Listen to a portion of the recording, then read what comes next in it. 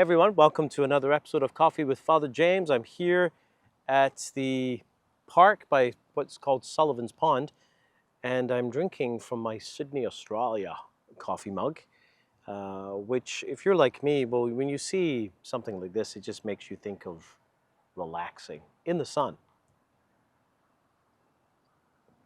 And relaxing in the sun is something that we Nova Scotians do when we do get sun, which is not very often, but it is in these dog days of summer, the end of June, July, and oh, sorry, yeah, we're at the end of July already. So forget June. June is freezing.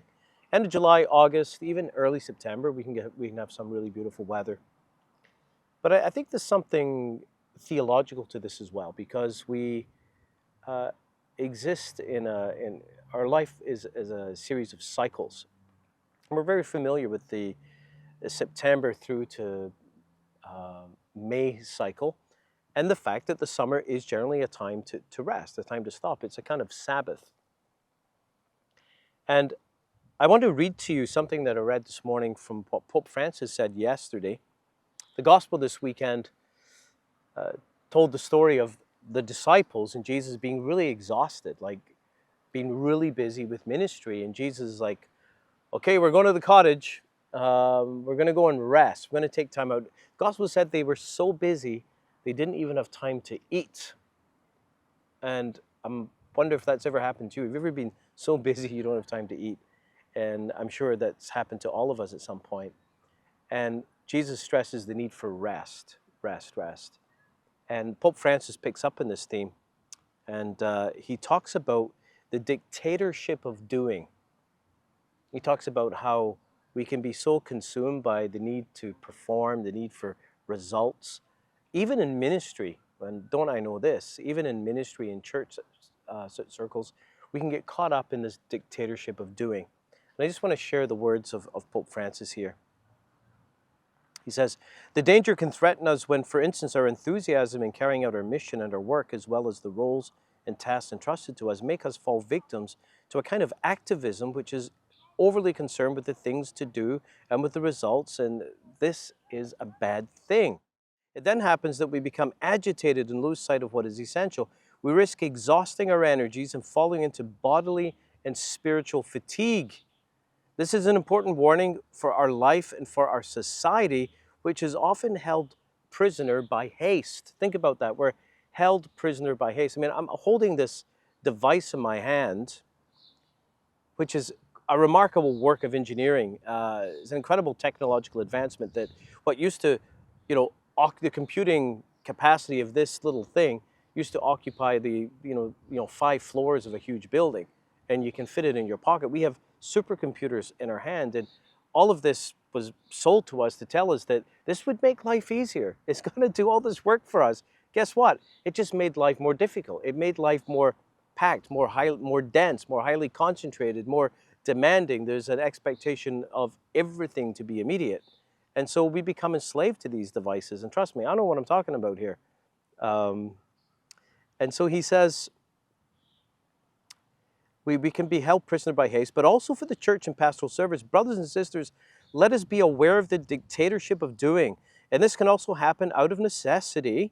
And he recognizes that it's sometimes necessary within our families. For example, when the father has to be away for work to earn a living, thus having to sacrifice the time he could have spent with the family. Often parents leave early in the morning when the children are still sleeping and return late in the evening when they're already in bed. And this is a social injustice. Interesting, he talks about that as a social injustice, that we've created social conditions that make it necessary for parents to hardly ever spend time with their kids because of this dictatorship of doing.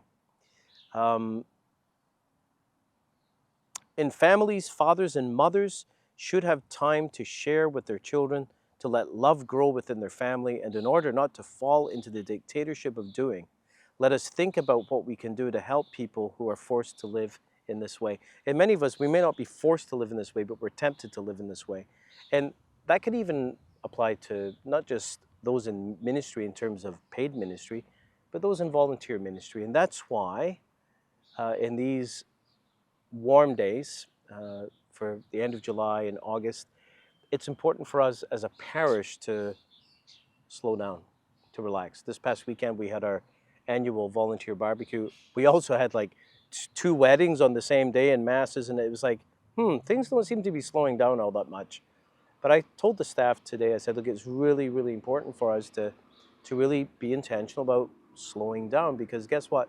September is coming, and it's going to come soon, and things are going to speed up rather quickly. So I just want to put that word out to everyone in the parish.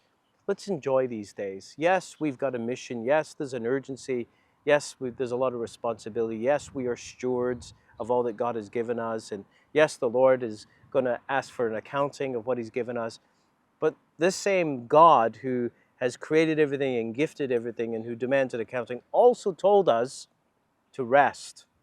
And even the scriptures give us the example of the crazy example of God resting, which of course we know God doesn't actually need to rest, but God calls us to rest, because it's in that time of rest that we experience restoration and our creativity can be restored. So I pray that all of you may have a wonderful summer and wonderful vacation whenever you can take it, and rest up.